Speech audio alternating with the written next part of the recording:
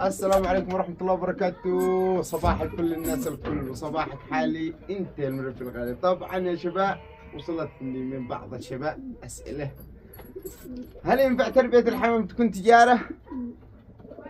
يعني كمصدر دخل اساسي لك؟ طبعا في الوقت الحالي اقول لك لا. ليش؟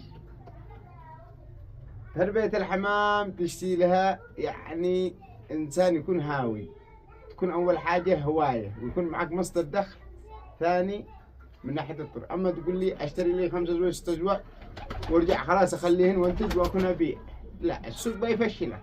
طبعا هي هواية ومش كل يعني من دخل في عالم تربية الطيور ويصبح قد يبيع منهن وذيه حاجة حالية، فيجي طلبها وبيجي رزقها لها عندك، والناس المربين والفاهمين في الحاجة بيدخلوا ويشيلون. طيب البعض يقول لك يا اخي الشيء يكون يعني كمصدر دخل اساسي وذيه، ايش تنصحني اربي من طيور؟ ايش تنصحني من ذيه؟ ما انصحك ولا باي حاجه، اهم شيء انك هاوي تربي الطيور اللي انت تشتيها، هوايتك، امورك طيبه، 5 ازواج هانكه وامورك تكون ايش بنور النور، يكون معك دخل مصدر دخل ثاني وتوكل في تربيه الحمام. وفي الاول والاخير هي ايش؟ هوايه مش هي تجاره.